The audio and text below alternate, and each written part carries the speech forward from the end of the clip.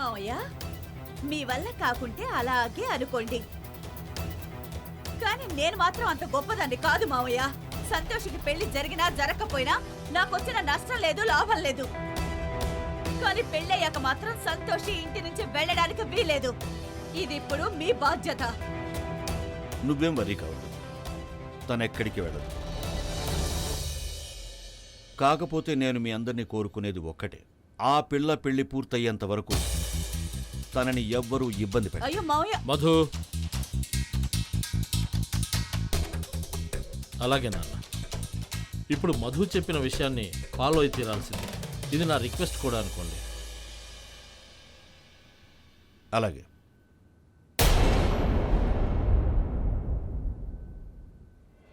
My God. ఒకవేళ ఈ దేవరక్షకులు నన్ను అడ్డుకుంటే?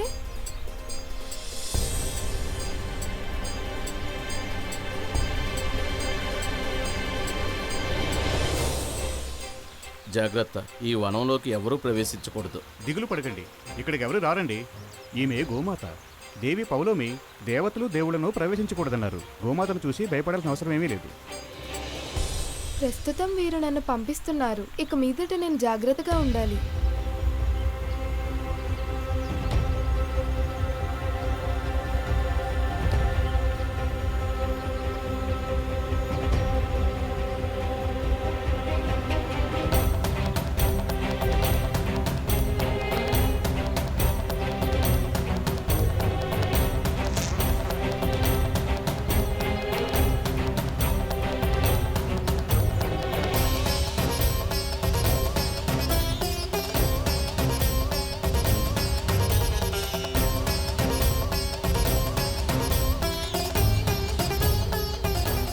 జై సరస్వతి మాత, జై సరస్వతి మాత.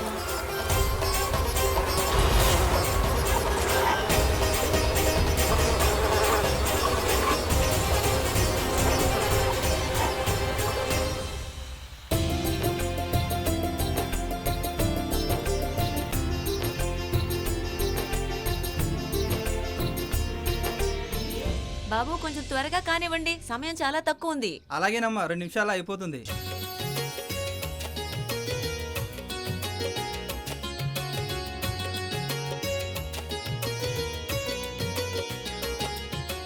చూసావా చెల్లి, ఇక్కడ పెళ్లికి ఏర్పాట్లు ఘనంగా జరుగుతున్నాయి. పద, మనం కూడా కొంచెం సహాయం చేద్దాం. అలాగే అక్క. అరే, మీరు కూడా వచ్చేసారా? దమయంతి, ఏమైంది నీకు? కానుకలు ఇచ్చేశారా?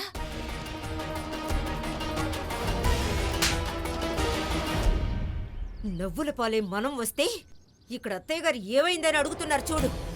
ఏ ఆపండంతా, ఏ ఓ నీలం చొక్కా, ఇక్కడ అలంకరించాల్సిన అవసరం లేదు. మా ఇంట్లో ఏ పెళ్లి జరగడం లేదు. ఏంటి పిచ్చిగా మాట్లాడుతున్నావు? తస్సదియ్యా అత్తమ్మ, అక్కని దాంట్లో తప్పే ఉంది. మానవుడు నిజానికి ప్రపంచమంతా భ్రమణం చేసిన వాస్తవిక సుఖం మాత్రం అతడికి తన స్థానంలోనే లభిస్తుంది. అలాగే ఇప్పుడు నేను అనుభూతి చెందుతున్నాను.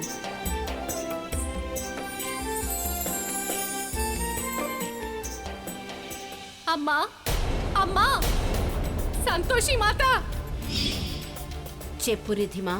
అమ్మా, కృప చూపించండి అమ్మా. మా బిడ్డ పట్ల అన్యాయం జరుగుతోంది. ఏం జరుగుతోంది? మాత, ఒక ఆడపిల్లకి సుమంగళి కావడానికి మించిన సౌభాగ్యం మరే ఉంటుంది. కానీ ఆ సౌభాగ్యం మీద చెడు దృష్టి పడినప్పుడు ఆ ఆడపిల్ల మనసు ఎంత బాధపడుతుందో కదా తల్లి. మా బిడ్డ మీ పరమ భక్తురాలు అయినప్పటికీ తన పెళ్లిలో ఇంత అన్యాయమా? కృప చూపించు తల్లి, నా బిడ్డ మీద కృప చూపించు. ఊరుకో నా బంగారు తల్లి, ఊరుకోమ్మా. ఏం పర్లేదు, ఈ ఇద్దరు నీచురాళ్ళు రాకపోతే రాకపోనివమ్మా. నేనే నా సంతోషికి నలుగు పెడతాను. అలాగే నేనే వెళ్ళి చుట్టుపక్కలున్న ముత్తైదుల్ని పిలుచుకొస్తాను. ఇదిగో అత్తయ్య, అంతగా దాన్ని గారాబం చేశారంటే మిమ్మల్ని కూడా దాంతో పాటు బయటికి గంటాల్సి వస్తుంది. అలాగా? అంటే నువ్వు నన్ను బెదిరిస్తున్నావా? నేను చూస్తాను నువ్వు నన్ను ఎలా ఆపుతావో. అలాగా వెళ్ళండి, ఒకసారి వెళ్ళి చూడండి. మళ్ళీ మిమ్మల్ని ఇంట్లోకి ఎవరు రానిస్తారో నేను చూస్తాను.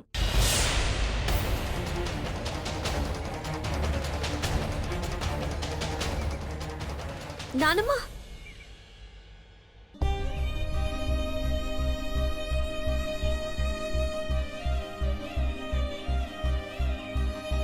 నేను మీ బాధను అర్థం చేసుకోగలను, కానీ నేను వెళ్ళిపోయిన తర్వాత మీరు ఇక్కడే ఉండాలి నానమ్మ. అందుకని నాకు పెళ్ళై నేను వెళ్ళిన తర్వాత మీరు ఎలాంటి ఇబ్బందులు పడటం నాకు ఇష్టం లేదు. అయినా ఈ నలుగు వేడుక ఎవరో పెట్టినంత మాత్రాన పూర్తవుతుందా? ఇది ప్రేమ వల్ల పూర్తవుతుంది. నాకు మీ ప్రేమ ఉంటే చాలు నానమ్మ. రండి, ఇక త్వరగా నాకు నలుగు పెట్టండి. ఎవరిని పిలవాల్సిన అవసరం లేదు. భగవంతుడా, నువ్వే పరిష్కారం చూపాలి.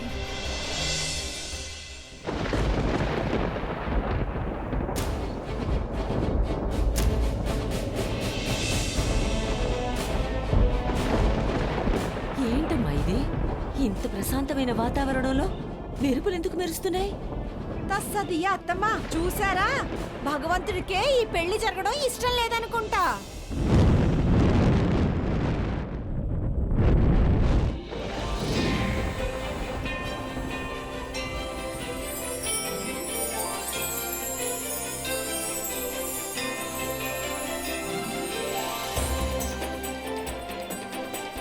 మాతా పార్వతి, మాతా లక్ష్మి, మాతా సరస్వతి, మీ ముగ్గురికి చాలా చాలా ధన్యవాదాలు.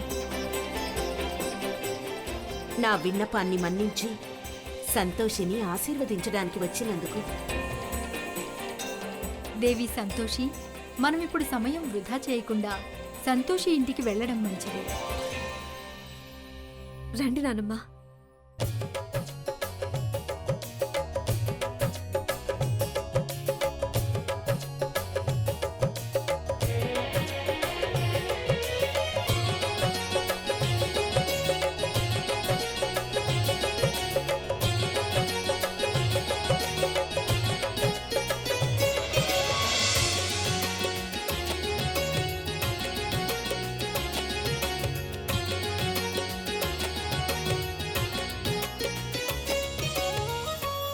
క్షమించండి అమ్మా, నేను మిమ్మల్ని ఎక్కడ చూడలేదే. మేం బంజారాలం అమ్మా, ఒక చోటంటూ ఉండం. అలాగే అందరి సంతోషాల్లో పాలు పంచుకుంటాం. పూలమ్మే అబ్బాయి చెప్పాడు మీ ఇంట్లో పెళ్లి జరుగుతున్న విషయం, అందుకే మేము వచ్చాం.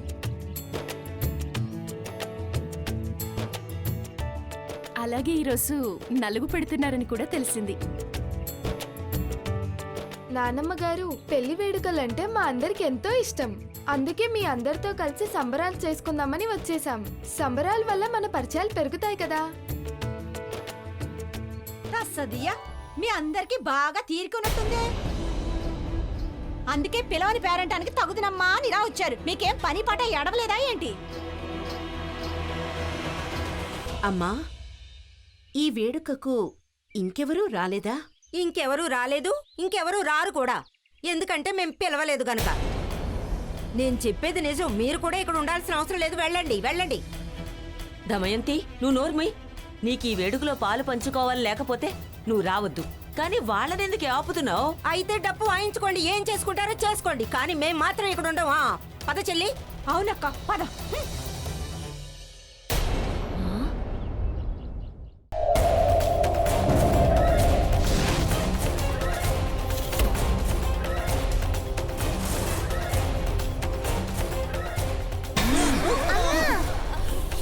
మూర్ఖమానవా!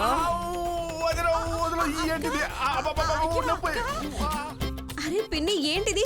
జాగ్రత్త, పెద్దమ్మ కాల్చునేమో.